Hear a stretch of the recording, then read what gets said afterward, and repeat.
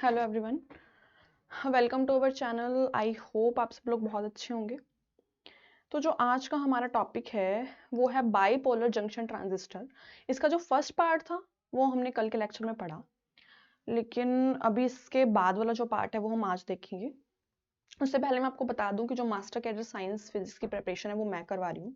इसके recorded lecture, live lectures, इसके बारे में कोई भी क्वेरी हो तो नीचे दिए गए नंबर पर आप कॉन्टेक्ट कर सकते हैं, वहां से आपको सब कुछ क्लियर हो जाएगा। ओके, तो let's start with the topic common base configuration. अभी जो ट्रांजिस्टर है वो हमारे पास तीन कॉन्फ़िगरेशंस के अंदर यूज हो सकता है। सबसे पहले तो common base configuration, then common emitter configuration, then common collector configuration. तो सबसे ज्यादा यूज होने वाली जो कॉन्फ़िगरेशन है वो कॉमन एमिटर कॉन्फ़िगरेशन। इसका रीजन क्या है वो भी हम अभी नेक्स्ट देखेंगे हमारे पास। तो सबसे पहले हम यहाँ पे कॉमन बेस कॉन्फ़िगरेशन की बात कर रहे हैं। उससे पहले हम थोड़ा नोटेशंस देख लेते हैं। वैसे तो यहाँ पे लिखा हुआ है कि NPN ट्रांजिस्टर है, लेकिन अगर नहीं भी लिखा होगा तो भी हमें पता होना चाहिए कि कौन सा ट्रांजिस्टर है विद दीज एरोस। जो करंट की डायरेक्शन है उससे हमें पता चल जाएगा। अभी हमने कल देखा था कि NPN ट्रांजिस्टर के अंदर कि यहाँ जहाँ पे भी होल की डायरेक्शन होगी वहां पे करंट की डायरेक्शन होगी। तो वहां पे हमने देखा था कि जो हमारे पास एमीटर है वो अवे फ्रॉम द सर्किट जा रहा है, जो बेस है वो टुवर्ड्स आ रहा है, और जो कलेक्टर है वो भी टुवर्ड्स जंक्शन आ रहा है। अगर हम NPN ट्रांजिस्टर की बात करें तो यहाँ पे भी वही सेम चीज़ है कि जो एमीटर करंट है वो अवे फ्रॉम द सर्किट जा रहा है, जो बेस है वो टुवर्ड्स आ रहा है और कलेक्टर भी टुवर्ड्स आ रहा है। अभी यहाँ पे जो VEE है वो है forward potential, forward potential, and VCC है वो है रिवर्स पोटेंशियल। अभी जो हमारे पास ये सर्किट है, जो ये भी कोई भी जो हमारे पास कॉन्फ़िगरेशन है, इसको हमने एक्टिव मोड के अंदर ही यूज करना है। एक्टिव मोड के अंदर यूज करने का क्या मतलब है कि जो इनपुट है उसको हमने फॉरवर्ड बायसिंग के अंदर रखना है और जो आउटपुट है उसको हमने रिवर्स बायसिंग के अंदर रखना है। तो देखो जो इनपुट है वो एमिटर और बेस में ली जा रही है, और जो आउटपुट है वो कलेक्टर और बेस रीजन के अंदर ली जा रही है। तो एमिटर और बेस देखो फॉरवर्ड बायस है कि अभी देखो जो एमिटर है वो एन टाइप है, इस वजह से उसको नेगेटिव ऑफ द बैटरी के साथ जोड़ा गया है। जो बी है वो पी टाइप है, दैट्स वाई उसको पॉजिटिव ऑफ द बैटरी के साथ कनेक्ट किया गया है। तो ये तो हमारे पास फॉरवर्ड बायस हो गया। सिमिलरली अगर हम आउटपुट की बात करें तो जो बेस है उसको हमने नेगेटिव ऑफ द बैटरी के साथ कनेक्ट किया है क्योंकि वो पी टाइप है, और जो कलेक्टर है उसको हमने पॉजिटिव ऑफ द बैटरी के साथ कनेक्ट किया है क्योंकि वो एन टाइप है, क्योंकि हमें इसको एक्टिव मोड के अंदर रखना है और वो रिवर्स बाइसिंग के अंदर होनी चाहिए आउटपुट। या क्लियर? अभी इसके अलावा जो चीज है कि जो VE है और जो VBE है, ये दोनों अभी इस केस में तो हमें इक्वल लेने पड़ेंगे, और जो VCB है और VCC है इस केस के अंदर हमें इक्वल दिखाई दे रहे हैं। लेकिन ये हर केस में इक्वल नहीं होंगे, क्योंकि अगर यहाँ पे हम एक रेजिस्टेंस लगा दें, एक रेजिस्टेंस कनेक्ट कर दें इनके पाथ के ऊपर, तो जो हमारे पास VCC है और जो VCB है वो दोनों इक्वल नहीं रहेंगे। सिमिलरली अगर मैं यहाँ पे भी एक रेजिस्टेंस अप्लाई कर दूं तो हमारे पास जो VBE है और VEE है वो इक्वल नहीं रहेंगे। लेकिन अगर यहाँ पे कोई रेजिस्टेंस अप्लाई नहीं की हुई है तो VBE and VEE they must be equal, they should be equal. या उसके अलावा एक और जो कि इंपॉर्टेंट चीज नोटेशंस के बारे में, अभी यहाँ पे देखो VBE लिखा हुआ है, मतलब voltage across base and emitter, लेकिन हम इसको VEB नहीं लिख सकते। अगर हमें प्रॉपरली उन नोटेशंस को ध्यान में देके काम करना है तो हम VBE को VEB नहीं लिख सकते। क्यों नहीं लिख सकते? क्योंकि देखो हमने B को आगे ही क्यों लिखा, क्योंकि जो बेस है वो हायर पोटेंशियल के साथ कनेक्टेड है, जो बेस है वो हायर पोटेंशियल के साथ कनेक्टेड है विच इज B, एंड जो एमीटर है वो लोअर पोटेंशियल के साथ कनेक्टेड है, दैट इज नेगेटिव के साथ कनेक्टेड है ना। तो जो हायर पोटेंशियल वाला है उसको हमने आगे लेना है, दैट इज बी, और जो लोअर पोटेंशियल वाला है उसको हमने पीछे लेना है, दैट इज ई। तो दैट्स वाई इसको हम VE भी लिखने की बजाय VBE लिखते हैं। वन ऑफ द रीजन कि VBE क्यों लिखा जाता है। सिमिलरली अगर हम इधर बात करें VCB क्यों लिखा जाता है, क्योंकि जो C है यहाँ पे वो हायर पोटेंशियल पे है और जो B है वो यहाँ पे लोअर पोटेंशियल पे, दैट्स वाई इसको VCB लिखा जाता है, नॉट VBC। ठीक है, अभी नेक्स्ट हमारे पास अभी जो I ही है उसको एमिटर करंट बोला जाता है, IC है उसको कलेक्टर करंट बोला जाता है जो कि आउटपुट करंट है, I is input current, VCB हमारे पास आउटपुट वोल्टेज है, VB हमारे पास इनपुट वोल्टेज है। तो ये तो थी नोटेशंस की बात। अब हमें इसके अंदर कुछ लाइक इम्पॉर्टेंट इक्वेशंस याद रखनी है जिसके बेसिस के ऊपर एमसीक्यू आ सकते हैं कि कॉमन बेस कॉन्फ़िगरेशन के अंदर बताओ कि एमीटर करंट बेस करंट की क्या वैल्यू आ रही थी, या फिर कलेक्ट बेस करंट क्या है, एमीटर करंट और उसका क्या रिलेशन है, कलेक्टर करंट और बेस करंट का क्या रिलेशन है। ठीक है, हमें इनकी डेरिवेशंस तो ऑब्वियसली नहीं चाहिए, हमें सिर्फ लास्ट रिजल्ट चाहिए जो कि हमें रिमेंबर करना है। तो हम लास्ट रिजल्ट्स के बारे में ही बात करते हैं। तो सबसे पहले जो इक्वेशन हमने कल भी पढ़ा था कि जो आई है वो आई बी प्लस आई सी के इक्वल है। उसके अलावा जो कलेक्टर करंट है वो alpha I E plus I सी ओ के इक्वल है, और हम इसको कुछ इस तरह से भी लिख सकते हैं, I C is equals to alpha I E plus I C B O. अभी आई सी ओ और आई सी बी हो ये दोनों एक ही चीज है, लेकिन ये है क्या? तो ये हमारे पास क्या है, रिवर्स सैचुरेशन करंट। इस चीज को बोला जाता है रिवर्स सैचुरेशन करंट, और यू कैन से कि लीकेज करंट। अभी रिवर्स बाइसिंग के अंदर हमने पढ़ा था कि जो हमारे पास करंट आ रहा है वो माइजॉरिटी चार्ज कैरियर की वजह से नहीं आ रहा है, बल्कि माइनॉरिटी चार्ज कैरियर की वजह से आ रहा है। जो भी थोड़ा बहुत करंट, कांस्टेंट करंट फ्लो हो रहा है सर्किट के अंदर, वो माइनॉरिटी चार्ज कैरियर की वजह से आ रहा है। तो उसी करंट को हम रिवर्स सैचुरेशन करंट बोलते हैं, और उसी करंट को लीकेज करंट बोला जाता है। तो आईसीबीओ कुछ नहीं है, this is reverse saturation current.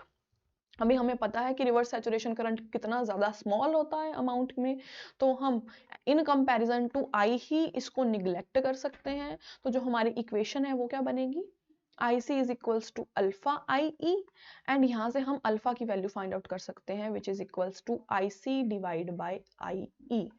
अभी आई अल्फा क्या है, यहाँ पे अल्फा कुछ नहीं है, अल्फा एम्प्लीफिकेशन फैक्टर या फिर common base gain, common base gain. अभी गेन हमें पता है आउटपुट डिवाइड बाय इनपुट होता है, तो यहाँ पे भी वही है, I C is output, I E is input. तो यहाँ पे अल्फा की वैल्यू हमें लर्न करना पड़ेगा, ये इक्वेशन याद करनी पड़ेगी जो कि एमसीक्यू के अंदर आ सकती है। आई सी क्या है, आउटपुट है, आई ही क्या है, इनपुट है। जो अल्फा है एम्प्लीफिकेशन फैक्टर जो है, इसकी जो वैल्यू है वो बहुत ही ज़्यादा स्मॉल होती है, 0.98 से लेके 0.95 से लेके 0.98 तक ही रहेगी। और इससे हमें ये भी पता चल रहा है कि जो हमारे पास कलेक्टर करंट है वो 95% टू 98% ही होता है एमीटर का, और जो बेस है उसके अंदर जो रिकम्बिनेशन है वो 2 to 5% ही होता है। या अभी ठीक है, इसके अलावा एक और जो इक्वेशन हमें याद रखना है वो है I B is equals to 1 minus alpha I E, I B is equals to 1 minus alpha I E. तो इसके अंदर हमें ये इक्वेशन याद रखना। अभी ये इक्वेशन आई कहाँ से, ये देखो, अगर हम यहाँ पे लाइक आईसीओ को निग्लेक्ट कर दें तो हमारे पास आईसी की वैल्यू क्या है, अल्फा आई। अब आईसी की जो वैल्यू अल्फा आई है उसको हम अबव इक्वेशन के अंदर पुट कर देते हैं, कैसे, I E is equals to I B plus alpha I E. ठीक है, तो अभी ये अल्फा आई ई इधर चला जाएगा, I E minus alpha I E is equals to I B, तो वी गेट आई ई यहाँ से कॉमन आ जाएगा, 1 minus alpha is equals to I B. तो ये इक्वेशन यहाँ से डिराइव की गई है, बट हमें लास्ट रिजल्ट से ही मतलब है, तो हमें ये इक्वेशन लर्न होनी चाहिए एज इट इज। ठीक है, अभी ये तो था हमारे पास कॉमन बेस कॉन्फ़िगरेशन का थोड़ा बहुत लाइक नोटेशंस या फिर उनका जो भी हमें इक्वेशंस चाहिए। इसके अलावा हमें जो इम्पॉर्टेंट है एमसीक्यू के लिए, एग्जाम में क्वेश्चन आने के लिए, वो है इसके input and output characteristics. Input और आउटपुट कैरेक्टरिस्टिक्स के बारे में हमें पता होना चाहिए, तो देखते हैं अभी वो नेक्स्ट। या अभी ये कॉमन बेस कॉन्फ़िगरेशन का इनपुट कैरेक्टरिस्टिक्स है। कॉमन बेस कॉन्फ़िगरेशन का जो इनपुट कैरेक्टरिस्टिक्स है उसके अंदर हमें क्या करना है, अभी ये वैसे तो ऑब्वियसली नॉर्मल जो हम पीएन जंक्शन के अंदर देखते हैं आई और वी के अंदर ग्राफ, उससे थोड़ा बहुत मिलता जुलता है। तो इनपुट कैरेक्टरिस्टिक्स में हमें सबसे पहले करना क्या है, जो इसका ग्राफ प्लॉट होगा ये हमें याद होना चाहिए कि कॉमन बेस कॉन्फ़िगरेशन के अंदर इनपुट कैरेक्टरिस्टिक्स में ग्राफ किस में प्लॉट होता है, I and VBE. IE is input current and VB is input voltage. तो जो हमारे पास कॉमन बेस कॉन्फ़िगरेशन के अंदर इनपुट कैरेक्टरिस्टिक्स का ग्राफ जो होता है, ग्राफ बनाया जाता है, वो दो चीजों के अंदर बनाया जाता है। कौन कौन से? एक तो इनपुट करंट जो कि एमीटर करंट है, और एक इनपुट वोल्टेज जो कि है VBE। तो इन दोनों के बीच में ग्राफ प्लॉट किया जाता है with the constant value of VCB। VCB की एक कांस्टेंट वैल्यू रखो, VBE को वेरी करो, करंट की वैल्यू को नोट करो। तो 0 वोल्ट पे क्या वैल्यू होगी, 5 वोल्ट पे क्या वैल्यू होगी करंट की, और 10 वोल्ट पे क्या वैल्यू होगी, या अब अगर हम हायर भी लेते हैं तो क्या वैल्यू होगी। अभी इस ग्राफ को देख के हमें ये पता चल रहा है कि जैसे जैसे हम VCB की वैल्यू को, यानी कि output voltage, VCB is output voltage, output voltage की वैल्यू को जैसे जैसे हम इंक्रीज कर रहे हैं, वैसे वैसे हमारा जो एमिटर करंट है वो भी इंक्रीज हो रहा है। लेकिन अब इसका रीजन क्या है? इसका रीजन समझने के लिए हमें एक इफेक्ट के बारे में पता होना चाहिए, which is known as Early effect. अभी ऐसा क्यों हो रहा है कि with the increase of VCB हमारे पास जो IE है वो इंक्रीज हो रहा है? ऐसा इस वजह से हो रहा है क्योंकि देखो, अभी अर्ली इफेक्ट के बारे में देखते हैं। अर्ली इफेक्ट क्या है? अर्ली इफेक्ट भी बहुत इंपॉर्टेंट रहेगा। अभी ये हमारे पास क्या है? सपोज NPN जंक्शन है।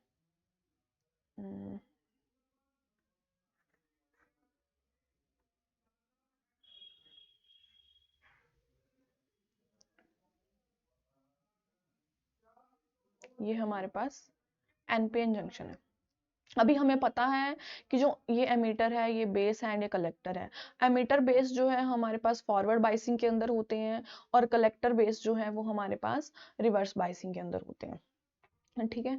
तो अभी हमें पता, ये भी पता है कि फॉरवर्ड बाइसिंग के अंदर जो डिप्लीशन लेयर है वो इतनी ज्यादा इंक्रीज नहीं होती है, वो छोटी होती है। लेकिन रिवर्स बाइसिंग के अंदर अगर हम डिप्लीशन लेयर को देखते हैं, डिप्लीशन रीजन को देखते हैं, तो डिप्लीशन रीजन बड़ी होती है एज कम्पेयर टू फॉरवर्ड बाइस, बहुत ज्यादा हो जाती है, उसकी विड्थ बहुत ज्यादा इंक्रीज हो जाती है।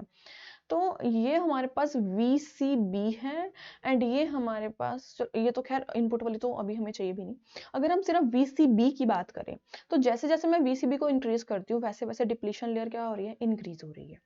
तो अभी अर्ली इफेक्ट क्या होता है हमारे पास? क्योंकि जो बेस रीजन है वो लाइटली डॉप्ड होता है, तो हमारे पास क्या होता है कि जो डिप्लीशन लेयर होती है ना, डिप्लीशन रीजन जो होता है वो बेस रीजन में ज्यादा हो जाता है, वो बेस रीजन में ज्यादा हो जाता है। अब यहाँ पे हमारे पास नेगेटिव नेगेटिव नेगेटिव, और as compare to collector region में इतना नहीं होता, ऑब्वियसली डिप्लीशन रीजन दोनों तरफ होनी चाहिए, लेकिन बेस रीजन में वो और ज्यादा बढ़ जाती है। तो बेस रीजन में क्यों ज्यादा बढ़ जाती है? क्योंकि बेस जो है लाइटली डॉप्ड होता है, उसमें कैरियर की कंसंट्रेशन इतनी नहीं होती है, तो जो डिप्लीशन लेयर है वो इजिली उसको फोर्स लगाकर आगे की तरफ चली जाती है। तो अभी VCB के इंक्रीज होने से रिवर्स वोल्टेज इंक्रीज हुई, रिवर्स वोल्टेज के इंक्रीज होने से डिप्लीशन रीजन इंक्रीज हुआ, डिप्लीशन लेयर इंक्रीज हुई, जिसकी वजह से जो बेस रीजन है उसकी विड्थ और भी ज्यादा कम हो गई। पहले बेस की विड्थ इतनी थी, लेट से इसको WB से डिनोट करते हैं, ये हमारे पास इसको W से डिनोट करते हैं जहां पे इमोबाइल्स आयन आ गए हैं, और जो रह गई है इतनी इतनी, इसको W इफेक्टिव से डिनोट कर देते हैं हम, W इफेक्टिव। ठीक है। तो WB is equals to W plus W effective, और W effective is equals to WB minus W। ठीक है ना, कि लाइक अर्ली इफेक्ट क्या होता है कि हमारे पास VCB रिवर्स वोल्टेज के इंक्रीज होने से depletion layer in the base reason ज्यादा बढ़ जाती है, जिसकी वजह से जो बेस का इफेक्टिव एरिया है वो डिक्रीज हो जाता है। तो अभी जैसे ही हम VCB को बढ़ाएंगे, डिप्लीशन लेयर और इंक्रीज होगी, डिप्लीशन लेयर और इंक्रीज होगी, तो जो अफेक्टिव एरिया है वो क्या हो जाएगा? और डिक्रीज हो जाएगा। जो अफेक्टिव एरिया है वो डिक्रीज हो जाएगा। WB तो ऑब्वियसली कांस्टेंट है, WB तो कांस्टेंट ना, बेस की जो विड्थ है वो तो कांस्टेंट ही है, लेकिन W के इंक्रीज होने से, डिप्लीशन रीजन के इंक्रीज होने से W इफेक्टिव डिक्रीज होगा, क्योंकि W भी कांस्टेंट है और ये माइनस टाइम W है, तो ऑब्वियसली उसका उल्टा हो जाएगा, W इफेक्टिव जो है वो डिक्रीज होना शुरू हो जाएगा। तो W इफेक्टिव के डिक्रीज होने से क्या होगा? जो इलेक्ट्रॉन्स यहाँ पे प्रेजेंट हैं वो बहुत कम रिकम्बाइन होंगे बेस के अंदर, रिकॉम्बिनेशन कम होगी बेस के अंदर, क्योंकि उसकी विड्थ कम है, जिसकी वजह से जो बेस करंट है वो डिक्रीज हो जाएगा, और एमीटर करंट है वो इंक्रीज हो जाएगा। अर्ली इफेक्ट की वजह से क्या होता है, जो हमारे पास रिवर्स वोल्टेज है वो इंक्रीज होती है। रिवर्स वोल्टेज के इंक्रीज होने से depletion region in the base reason increase हो जाती है। बेस रीजन में इंक्रीज होने से क्या होता है, बेस की विड्थ डिक्रीज हो जाती है। यानी कि पहले अगर डब्ल्यू बी विड्थ थी, अब उसकी सिर्फ डब्ल्यू इफेक्टिव विड्थ रह गई है, क्योंकि जो डब्ल्यू विड्थ है, हाफ जो विड्थ है, वो डिप्लीशन रीजन के इमोबाइल आयंस ने कन्वर्ट कर लिया है। अभी जितना ज्यादा वीसीबी इंक्रीज होगा उतना ज्यादा डब्ल्यू इंक्रीज होगा, और जितना ज्यादा डब्ल्यू इंक्रीज होगा उतना डब्ल्यू इफेक्टिव डिक्रीज होगा। और डब्ल्यू इफेक्टिव के डिक्रीज होने से क्या होता है, रिकॉम्बिनेशन बेस रीजन में बहुत कम हो जाता है, जिसकी वजह से जो एमिटर करंट है, बेस करंट डिक्रीज होगा तो एमिटर करंट क्या होगा, इंक्रीज होगा। इस वजह से वीसीबी के इंक्रीज होने से, वीसीबी मतलब रिवर्स वोल्टेज के इंक्रीज होने से, वीसीबी के इंक्रीज होने से जो हमारे पास आई ही है वो इंक्रीज हो रहा है, as you see in the input characteristics. या ठीक है, अभी इनपुट करेक्टरिस्टिक्स में यही था कि वीसीबी के इंक्रीज होने से जो हमारे पास एमिटर करंट है वो इंक्रीज कैसे हो रहा है, और अर्ली इफेक्ट के बारे में हमने देखा। और इसके अलावा हमें ये पता होना चाहिए कि जो इनपुट करेक्टरिस्टिक्स है वो ऑब्वियसली किन दो चीज़ों के बीच में बना है, और उसमें जो चीज़ कांस्टेंट है वो किसको रखा गया। अभी next we have output characteristics.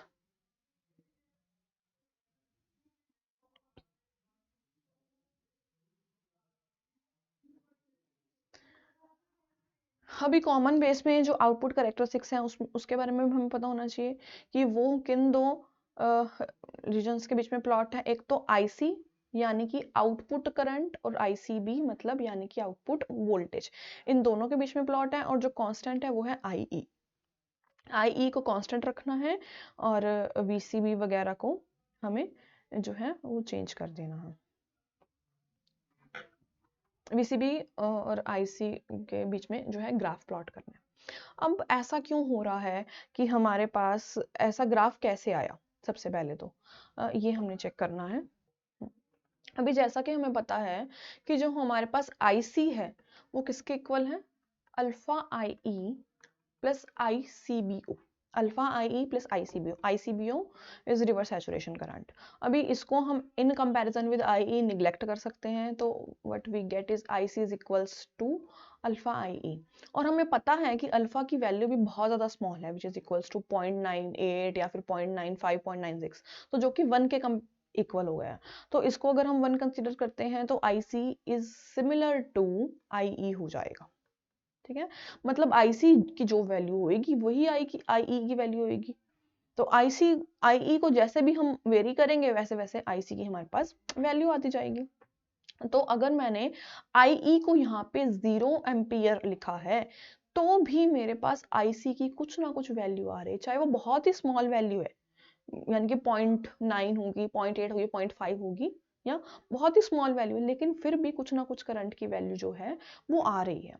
ऐसा क्यों हो रहा है, क्योंकि जो ये स्मॉल वैल्यू आ रही है आईसी की वो due to this small saturation current की वजह से आ रही है।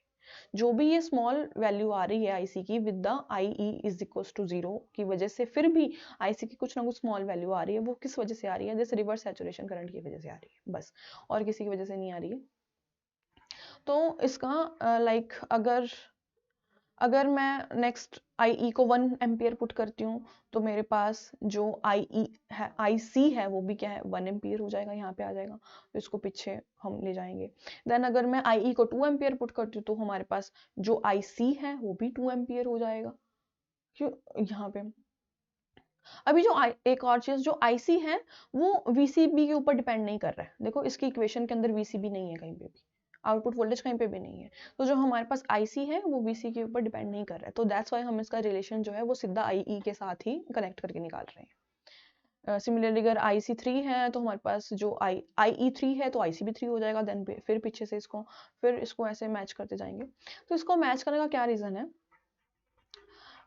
जो हमारे पास ये रीजन है, इधर वाला जो रीजन है इसको एक्टिव रीजन कहा गया है।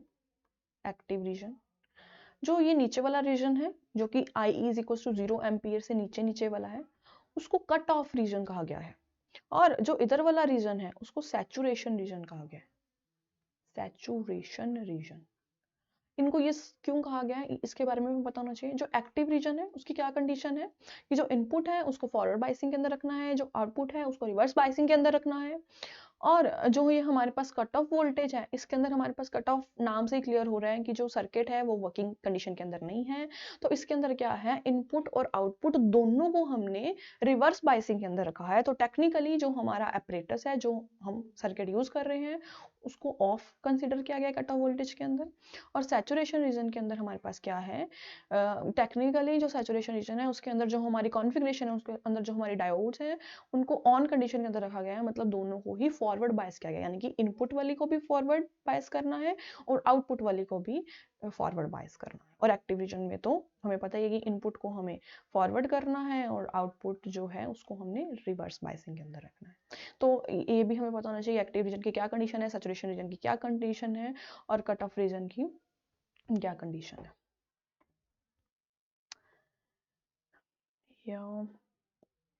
अभी देखिए यहाँ पे हमारे पास एक क्वेश्चन आया हुआ है, ये लास्ट ईयर के क्वेश्चन पेपर में से ही लिया गया है क्वेश्चन, कि बताओ कि कॉमन बेस कॉन्फ़िगरेशन में जो output volt ampere characteristics, VI characteristics बोला जाता है इसको, आउटपुट के जो वीआई कैरेक्टरिस्टिक्स हैं वो किन दो चीजों के बीच में बनाए गए हैं और उसमें क्या चीज कांस्टेंट रखी गई है कॉमन बेस कॉन्फ़िगरेशन के अंदर।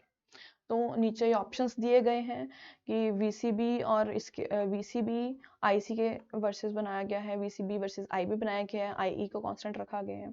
तो सबसे पहले तो कॉमन बेस कॉन्फ़िगरेशन ले रहे हैं और आउटपुट ले रहे हैं, आउटपुट।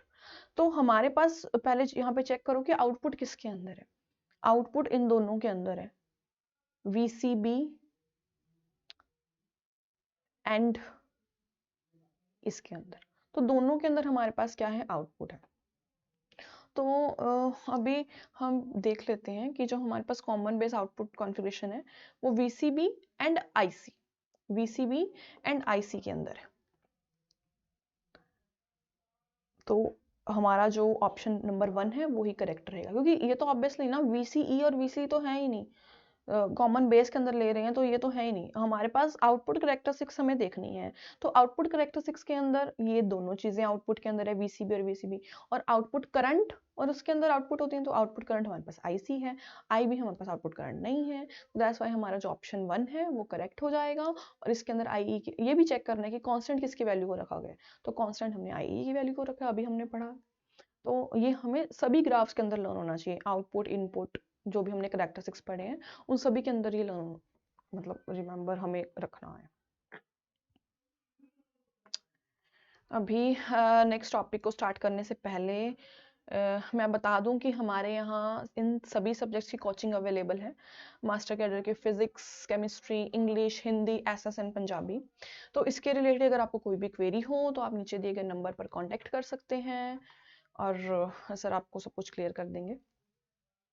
और अगर आप हमारे फ्री व्हाट्सएप ग्रुप का पार्ट्स बनना चाहते हैं तो अपना नेम, अपनी सिटी, आप कौन से एग्ज़ाम की प्रिपरेशन कर रहे हैं, मेल फीमेल, और इस नंबर के ऊपर व्हाट्सएप कर दें तो आपको हमारे फ्री व्हाट्सएप ग्रुप का पार्ट बना लिया जाएगा, जिससे आपको सारी क्वेरीज के आंसर्स मिलते रहेंगे। क्या डेमो सेशंस हैं या कुछ भी आपको चाहिए हो तो उसके रिलेटेड आपको सारी इन्फॉर्मेशन मिलती रहेगी। अभी next we have common emitter configuration. तो कॉमन एमीटर कॉन्फ़िगरेशन में हमारे पास क्या है, तो कॉमन, इसके अंदर भी वही सेम चीज़ें हैं। देखो यहाँ पे तो प्रॉपरली इस डायग्राम में इन्होंने रेजिस्टेंस भी क्रिएट करी हुई है। तो अभी जो VCC है और VBB है वो VBE या फिर VCE के इक्वल नहीं होंगी, क्योंकि इनके अंदर यहाँ पे रेजिस्टेंस आ गया। अगर हम इन रेजिस्टेंस को कंसीडर ना करें फिर जो VBB है या फिर जो VB है वो एक दूसरे के इक्वल्स में रहेंगे। ठीक है। अभी सिमिलरली यहाँ पे भी हमें जो इनपुट टर्मिनल्स हैं उनको फॉरवर्ड बायस करना है और जो आउटपुट है उनको रिवर्स बायस करना है। मतलब जो हमारे पास ये कॉन्फ़िगरेशन है इनको एक्टिव मोड के अंदर चलाना है। बेस एमिटर जंक्शन जो है वो फॉरवर्ड बायस होगा और कलेक्टर बेस जंक्शन जो है वो रिवर्स बायसिंग में रहेगा।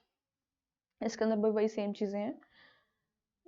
तो इसमें भी जो कुछ इक्वेशंस जो हैं पर्टिकुलर जो हमें याद रखना है, उनका जो डेरिवेशन ऑब्वियसली नहीं चाहिए, लेकिन लास्ट रिजल्ट हमें अच्छे से समझने भी हैं और उनको लाइक याद भी रखना है। तो ये कॉमन कलेक्टर के अंदर आउटपुट करंट को इस तरह से डिराइव किया गया, I C alpha, I C is equals to alpha 1 minus alpha I B plus 1/1 minus alpha I C B O. I B जो है वो हमारे पास बेस करंट है, आई सी बी ओ है जो हमारे पास रिवर्स सैचुरेशन करंट है। ठीक है, तो अभी ये वाला जो रिजल्ट है ये आपको लर्न होना चाहिए। ये जो लास्ट रिजल्ट है ये हमें पता होना चाहिए कि जो हमारे पास कलेक्टर करंट है वो इन कॉमन एमिटर कॉन्फ़िगरेशन के अंदर कैसा उसका रिजल्ट आ रहा है। लेकिन इसके अलावा भी जो हमें इससे रिलेटेड 2-3 रिजल्ट्स पता होने चाहिए, वो क्या है, like alpha 1 minus alpha, let suppose कि मैंने इसको बिट्टा ले लिया, तो अगर मैं बिट्टा प्लस 1 लिखती हूँ यहाँ पे, तो alpha divide by 1 minus alpha plus 1 होगा। तो इसको एलसीएम लेके अगर हम सॉल्व करते हैं तो उसका आंसर 1/1 माइनस अल्फा आएगा। इसको सॉल्वेशन करके हमारे पास 1/1 माइनस अल्फा आएगा। तो यहाँ पे जो इस इक्वेशन के अंदर 1/1 माइनस अल्फा है, यहाँ पे मैं बिट्टा प्लस 1 लिख सकती हूँ। इसको रब करके मैं यहाँ पे मतलब बिट्टा प्लस 1 लिखूंगी। तो हमारे पास जो इक्वेशन बन जाएगी, इसको सॉल्व करके जो हमारे पास इक्वेशन रहेगी वो क्या आएगा, IC is equals to beta IB plus beta plus 1 ICBO। तो हमारे पास एक तो IC की equation in terms of alpha है जो कि एम्प्लीफिकेशन फैक्टर है, और एक IC की इक्वेशन है कि कलेक्टर की equation in terms of beta I. अभी बिट्टा क्या है उसको डिराइव करते सबसे पहले। तो अभी जो ICBO है ये रिवर्स सैचुरेशन करंट है जो कि इन कंपैरिजन विद आई भी बहुत ज्यादा कम है, तो इसको हम निग्लेक्ट कर सकते हैं।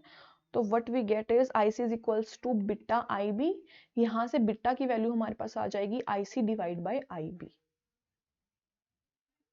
IC is output current and IB is input current. ठीक है, तो हमारे पास यहाँ पे बिट्टा की वैल्यू आ गई है। अभी जो हमारे पास बिट्टा है वो हमारे पास करंट एम्प्लीफिकेशन फैक्टर है। अगर हम कॉमन एमिटर कॉन्फ़िगरेशन के अंदर देखें तो वो हमारे पास करंट एम्प्लीफिकेशन फैक्टर है, क्योंकि इसके जो रेशियो है वो करंट्स की फॉर्म में आ रही है। तो इसके अंदर हमें अभी देखो यहाँ पे एक और है कि अल्फा 3 क्वेश्चंस बन सकते हैं। अल्फा और बिट्टा के अंदर का रिलेशन बताओ। अभी अल्फा और इन case of common emitter configuration, तो यहाँ से बिट्टा और अल्फा के बीच का रिलेशन क्या आ रहा है, beta is equals to alpha minus 1 minus alpha in case of common emitter configuration, ये आ रहा है। और आईसी की in terms of alpha equation बताओ तो ये आ जाएगी, और IC in terms of beta equation आ गया तो ये आ जाएगी। तो और ये हमारे पास करंट एम्प्लीफिकेशन फैक्टर है, तो उसका जो रिलेशन है वो ये है। तो ये सारी जो मेन इक्वेशंस है वो हमें पता होना चाहिए इन केस ऑफ अगर कॉमन एमिटर कॉन्फ़िगरेशन देखें। एंड इसके अलावा जो हमारे पास और रिमेंबर करने वाले पॉइंट्स हैं, जो हमारे पास कॉमन एमिटर कॉन्फ़िगरेशन है, जो हमारे पास कॉमन एमिटर कॉन्फ़िगरेशन है वो करंट की एम्प्लीफिकेशन के लिए यूज की जाती है। सिर्फ कॉमन एमिटर कॉन्फ़िगरेशन करंट के एम्प्लीफिकेशन के लिए यूज की जाती है, लेकिन जो बाकी सारी कॉन्फ़िगरेशन है, कॉमन बेस और कॉमन कलेक्टर, वो वोल्टेज को एम्प्लीफाई करने के लिए यूज की जाती है। तो ये हमें ध्यान रखना है कि कॉमन एमिटर वाली कॉन्फ़िगरेशन ही करंट को एम्प्लीफिकेशन के लिए यूज की जाती है। क्यों यूज की जाती है हम देखते हैं।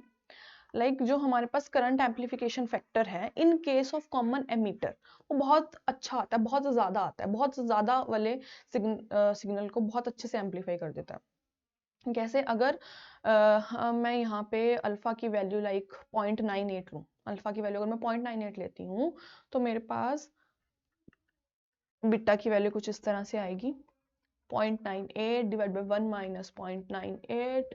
बिट्टा की वैल्यू यहाँ पे 49 to 50 समथिंग आ सकती है। एंड अगर मैं अल्फा की वैल्यू 0.95 लूँ तो मेरे पास बिट्टा की value alpha divide by 1 minus alpha 0.95 divide by 1 minus 0.95 90। एक तो हमें यहाँ पे पता चल रहा है कि जो बिट्टा की वैल्यूज है वो एज कम्पेयर टू अल्फा बहुत ज़्यादा बड़ी आएंगी, है ना। तो और हमें पता है कि जो बिट्टा है वो करंट एम्प्लीफिकेशन फैक्टर है, तो ये करंट को अच्छे से एम्प्लीफाई करेगा, ज़्यादा एम्प्लीफाई करेगा।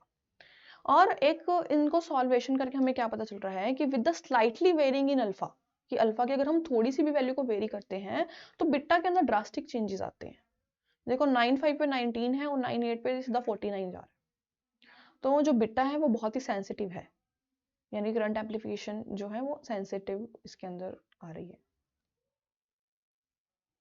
ठीक है, अभी हम यहाँ पे लाइक फाइंड आउट भी कर सकते हैं कलेक्टर को, उसके अंदर आईसी की वैल्यूज को फाइंड आउट कर सकते हैं। आईबी की वैल्यू और बीटा की वैल्यू अगर गिवन हो तो हमें आउटपुट करंट, अच्छा लाइक अगर मैं इनपुट करंट बहुत ही स्मॉल अमाउंट का लूँ, इनपुट मतलब आईबी करंट अगर मैं बहुत स्मॉल अमाउंट का लूँ से 2 मिली एम्पियर अगर मैं लेती हूँ, तो अब अगर मुझे आउटपुट करंट फाइंड आउट करना है तो IC is equals to beta IB.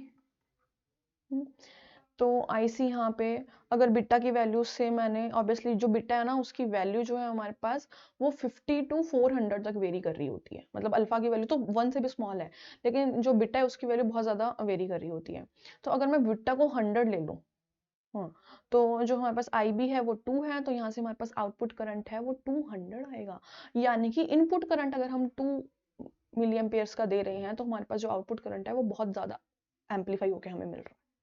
तो कॉमन एमीटर इस वजह से करंट एम्पलीफिकेशन के लिए यूज किया जाता है। अभी नेक्स्ट हमारे पास ये क्वेश्चन भी आया हुआ है, the common emitter current gain is related to the common base gain. किस फॉर्मूला से रिलेटेड है अभी हमने किया, first option beta is equals to alpha 1 plus है, ये नहीं है। Alpha is equals to beta, ये भी नहीं है। Beta is equals to alpha divide by 1 minus alpha, this is the correct answer. तो हमें मतलब ऐसे लास्ट रिजल्ट लर्न होने चाहिए, बहुत ही बटाटे सभी के लिए, सिर्फ इसका नहीं। बट एमीटर का ऑब्वियसली ज़्यादा इस वजह से क्योंकि ये थोड़ा सा अलग है, बाकी दो कॉन्फ़िगरेशन से ये थोड़ा सा अलग है, तो इसके लिए हमें ज़्यादा पता होना चाहिए। अभी नेक्स्ट क्या है, कॉमन एमिटर कॉन्फ़िगरेशन, जो कि इनपुट करेक्टरिस्टिक्स हैं। अभी जो सबसे पहले तो जो करेक्टरिस्टिक्स है इनका IB एंड VBE के बीच में ग्राफ प्लॉट होना चाहिए। IB यानी कि बेस करंट और BE वोल्टेज, इन दोनों के बीच में ग्राफ प्लॉट होना चाहिए with the constant value of VCE को कांस्टेंट रखें। अभी जो कॉमन एमीटर वाली कॉन्फ़िगरेशन है ये बेस कॉमन बेस वाली से कैसे डिफरेंट है, क्योंकि उसके अंदर क्या होता था, जब हम अपनी आउटपुट वाली वोल्टेज को कांस्टेंट रखते थे या आउटपुट वाली वोल्टेज को ऑब्वियसली अगर इंक्रीज कर रहे होते थे तो हमारे पास जो एमीटर करंट था वो इंक्रीज हो रहा होता था।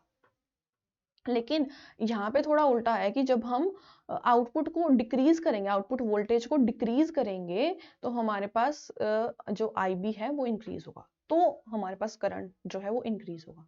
ये कैसे है, ये भी सेम वही हमें अर्ली इफेक्ट से हमें पता चलेगा। अभी अर्ली इफेक्ट क्या है कि बेस रीजन के अंदर with the increase of ICE यानी कि आउटपुट वोल्टेज के इंक्रीज होने से हमारे पास जो डिप्लीशन रीजन है, रिवर्स बायसिंग के इंक्रीज होने से हमारे पास जो डिप्लीशन रीजन है वो इंक्रीज हो रही है in the base reason, emitter base collector. Similarly वही सारी चीजें, नेगेटिव नेगेटिव नेगेटिव, यहाँ पे जो है depletion as compare to base region कम है, कलेक्टर में डिप्लीशन रीजन, बेस के अंदर जो हमारे पास डिप्लीशन रीजन है वो ज्यादा है। वो तो इस वजह से क्या होगा, हमारे पास जो बेस है उसकी जो विड्थ है वो क्या हो जाएगी, डिक्रीज हो जाएगी। अब ये हमारे पास सपोज पूरा WB है, ये हमारे पास W इफेक्टिव ले लेंगे और ये हमारे पास W है, तो WB इज इक्वल्स टू, ये थोड़ा सा इसके अंदर अभी हम पिच,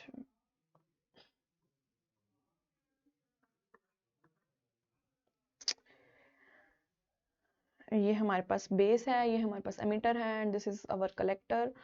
तो ये हमारे पास WB है, ये हमारे पास W इफेक्टिव है और ये हमारे पास W है। तो WB is equal to W effective plus W।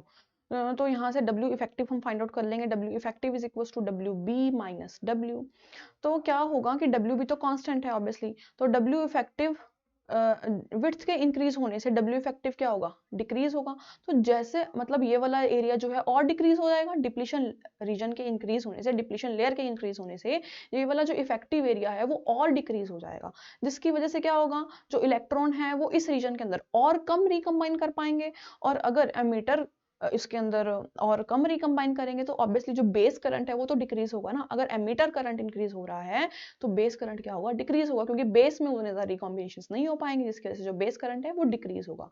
So with the increase in VCE मतलब रिवर्स वोल्टेज के इंक्रीज होने से, रिवर्स वोल्टेज के इंक्रीज होने से तो जो बेस करंट है वो डिक्रीज होगा, या फिर इसको हम वाइस वर्सा भी कह सकते हैं कि VCE के डिक्रीज होने से जो रिवर्स करंट है वो इंक्रीज होगा। तो दैट्स वाई यहाँ पे बताया गया है कि जो जैसे जैसे VCC डिक्रीज हो रहा है, VCE डिक्रीज हो रहा है, यानी कि रिवर्स वोल्टेज जो है वो डिक्रीज हो रही है, वैसे वैसे जो हमारे पास बेस करंट है वो इंक्रीज हो रहा है, as you can see in the input characteristics of common emitter configuration।